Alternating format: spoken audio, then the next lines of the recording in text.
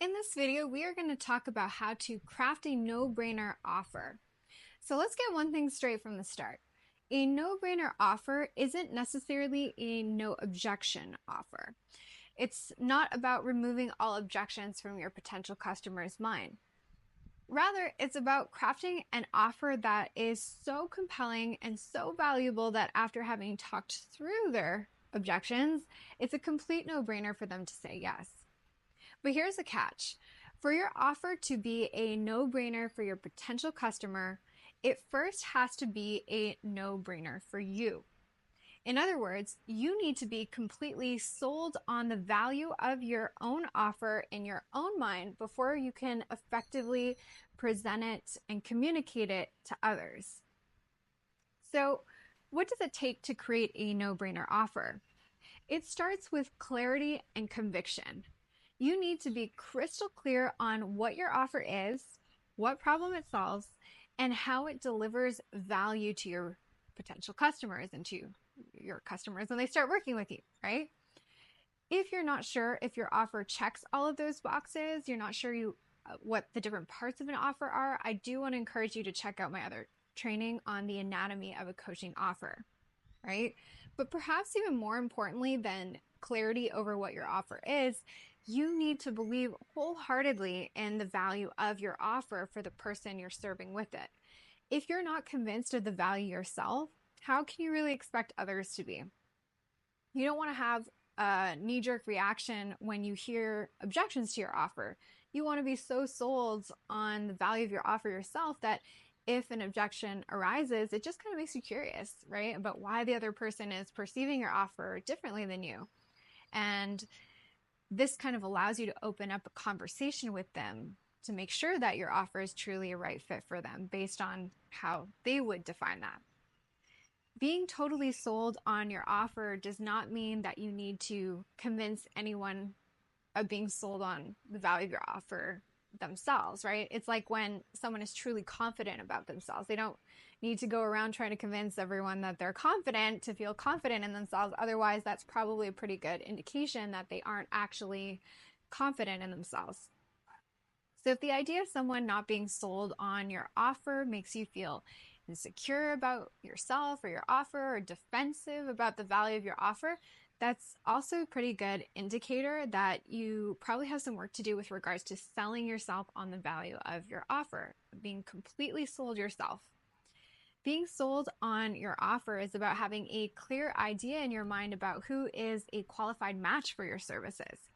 So that once you have a qualified person in front of you rather, you can talk them through their doubts and their fears and hesitations in an open and conversational way that puts no pressure on them and lets them decide if your offer is a good fit for them, again, based on how they would define that. So much of selling is about how much you believe in your service, more so than it is about the judo shots of selling, right?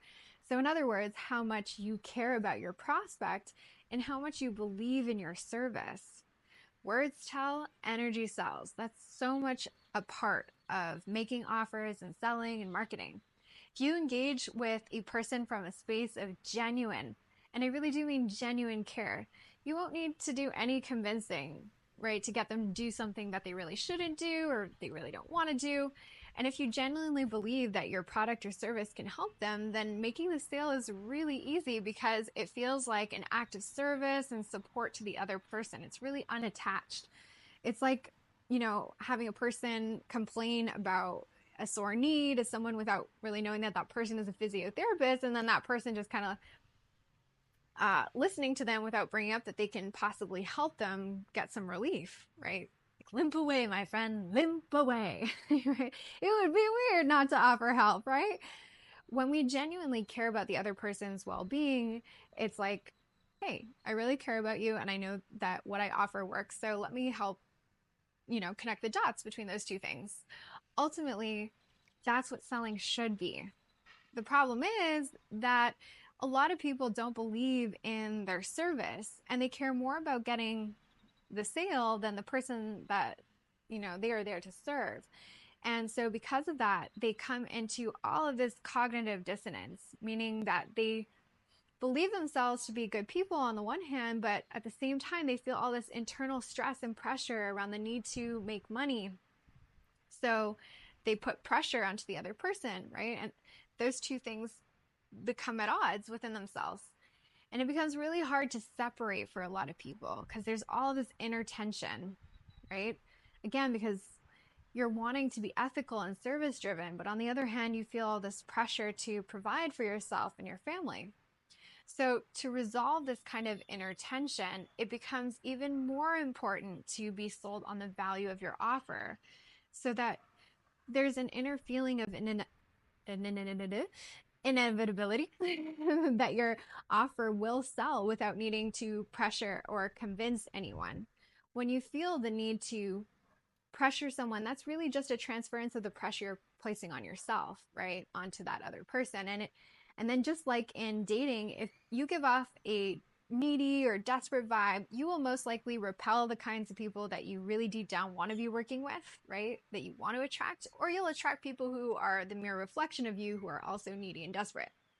So when presenting your offer to potential customers, it's not just about reciting a rehearsed sales pitch or listing off a bunch of features and benefits. It's about conveying the passion and enthusiasm you feel for your offer.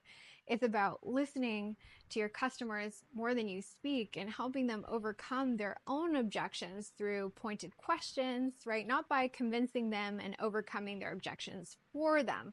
Otherwise, you won't really have true buy-in. And someone may make a pressured decision to buy from you in the moment, but then you're likely going to end up running into all kinds of issues on the back end of that sale once the kind of buyer's remorse sets in, right?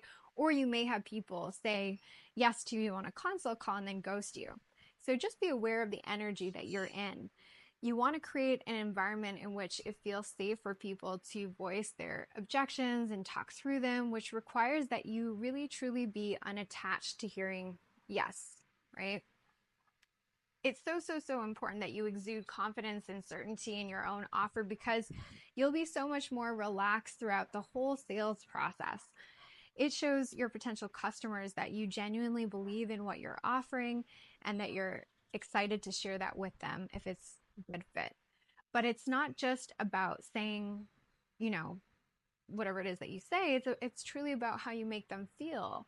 And so it matters how you feel. You want to walk them through that interaction feeling inspired and empowered and eager to take advantage of your offer. And that starts with you embodying those feelings yourself about your offer. You can invite people to buy from you from a gain in confidence in themselves and their ability to solve their problem, or you can convince people to buy from a lack of confidence in themselves and their ability to solve their problem, right? Two distinct places from which people can make a buying decision. There are a lot of sales tactics and, bro marketing strategies out there that are geared at making people feel bad about themselves so that they will buy.